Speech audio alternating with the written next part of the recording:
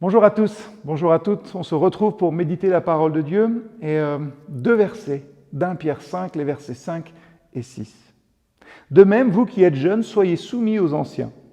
Et tous, dans vos rapports mutuels, revêtez-vous d'humilité. Car Dieu résiste aux orgueilleux, mais il fait grâce aux humbles.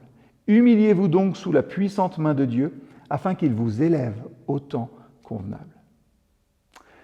Le service chrétien ne devrait pas être motivé par la reconnaissance humaine ou le désir de domination, mais plutôt par une humilité sincère.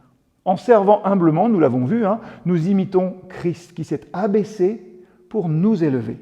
En manifestant Christ par notre service, nous reconnaissons que la vraie grandeur réside dans l'humilité.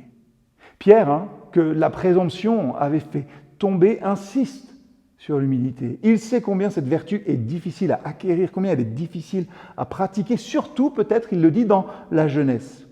Pourquoi ? Parce qu'au 1er siècle, dans l'Église naissante comme dans les synagogues, les responsables des églises étaient choisis parmi les personnes plus anciennes et les jeunes devaient se placer sous leur autorité.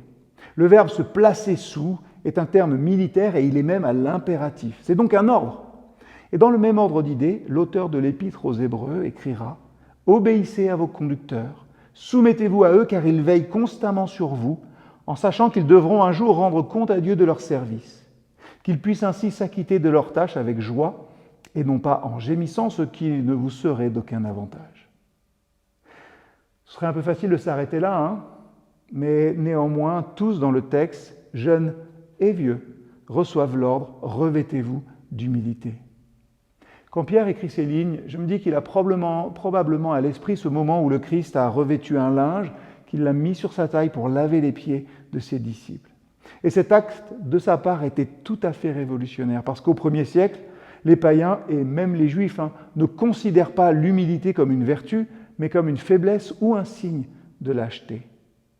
Alors aujourd'hui, cherchons des occasions de servir sans rechercher la reconnaissance ou les éloges. Comment pouvons-nous mettre les intérêts des autres au-dessus des nôtres de manière concrète et travailler ainsi à notre humilité ?